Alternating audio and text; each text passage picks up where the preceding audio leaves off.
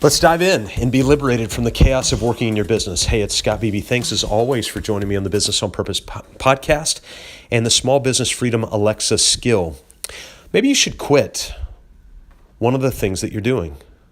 We talk a lot around here about something called your narrow brilliance. I was having a conversation with a dear friend probably about 4 or 5 years ago, and I used that statement. It just kind of came out of my mouth, narrow brilliance.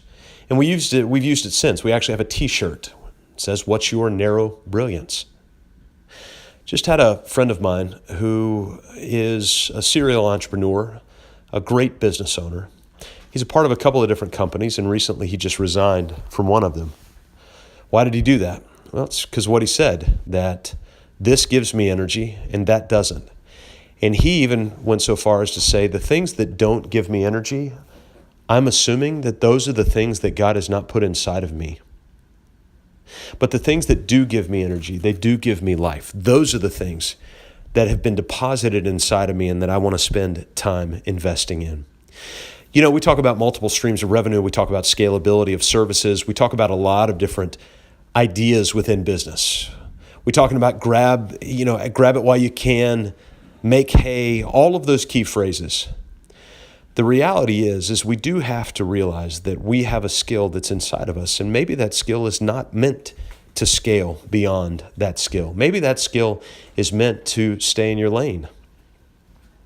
And maybe you're involved in 2 or 3 or 4 or 5 different things, and what you need to do is you need to quit some of those things.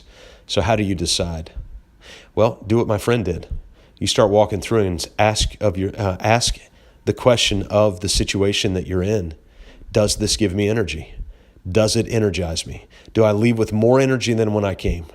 I'm not talking about physical exhaustion just because you've worked really hard. I'm talking about emotional, mental energy. Does it give you energy, or does it suck the life out of you? We've got a powerful, cool tool that's called the Delegation Roadmap. And within the Delegation Roadmap, we have heroic small business owners write down every single thing that they do in their business, whether it's take out the trash, make bank runs, sales calls, whatever it might be. And when they do that, then they have to rank it in 4 categories. Number 1 is a 1, 2, or 3. Is this something only they could do? Is it something they think they're the only ones that can do, but they could delegate? Or is it, number 3, something that they should have delegated a long time ago? The second rank is probably the most telling in light of the conversation that we're having right now. It's an up arrow, sideways arrow, down arrow. The up arrow is, this task gives me energy, leaves me with more energy than when I came. A sideways arrow is like, whatever. And a down arrow is, this sucks the life out of me. I wonder what you're involved in right now is a down arrow, or is an up arrow that you're not involved in at all. Or it could be that down arrow that you're spending way too much time in. You know, I mentioned last episode, I talked about Facebook and where I'm at. Right now, that's a down arrow for me. It sucks the life out of me. I don't like it. It makes me feel guilty about what I'm not doing versus being very proud of what we are doing. And so I've got to think about that. I've got to look at that and realize, is that where I want to be spending my time? Or do I want to spend more time with you right here on the podcast, or one-on-one with heroic small business owners, taking them through the 4 steps to business freedom? What is it right now that you need to quit?